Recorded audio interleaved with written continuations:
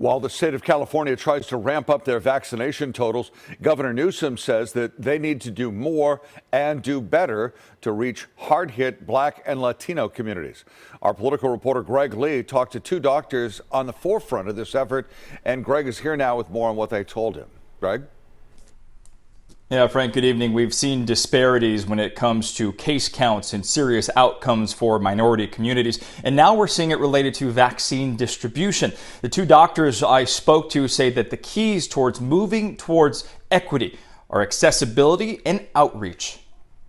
The most obvious reflection, the canary in the coal mine of inequity in our society is health. As COVID-19 vaccine distribution accelerates in California and nationwide, equity remains a concern.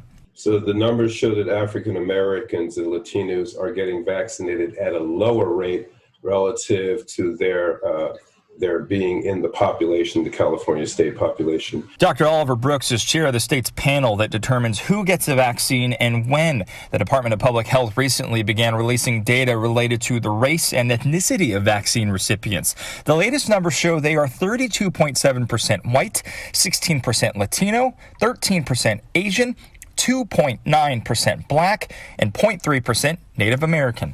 Age is the biggest factor that is driving deaths from coronavirus infection. But even in those older age populations, we are seeing a really big gap in who's actually getting vaccinated. Dr. Kirsten Bibbins-Domingo is a UCSF epidemiologist and health equity researcher. I brought her and Dr. Brooks together to discuss how to ensure shots reach the most impacted communities.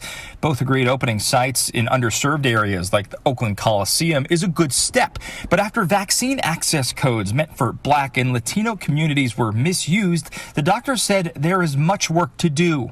Because we need to make sure that people have the information, that the digital access is not a reason why people don't know where to get a vaccination, things like transportation. There need to be provisions made. For example, a lot of African Americans work where they don't have sick leave, where they can't get off from work. They're essential workers. As distribution moves into the next phase, Dr. Brooks is confident the race metrics will improve. Dr. Bibbins-Domingo says it's incumbent on leaders to address what caused those disparities to begin with. I believe that we are moving in the right direction. There will be more vaccine.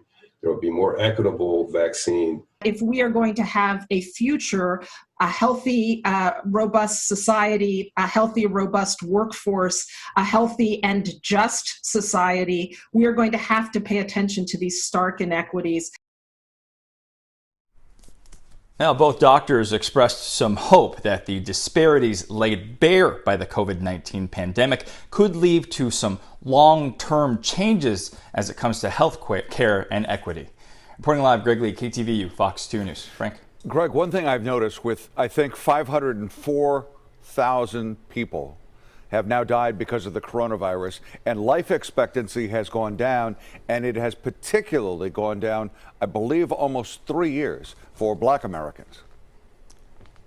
Yeah, and let's kind of put that in perspective. This is just the first half of 2020, right? So before the big winter surge that we saw here in California, average life expectancy across the board dropped a full year. But for Black Americans, 2.7 years. These doctors and I spoke about that, about how obviously that is a major red flag, not only about how the pandemic has disproportionately impacted communities of color, but how those equities were there well before this pandemic came around.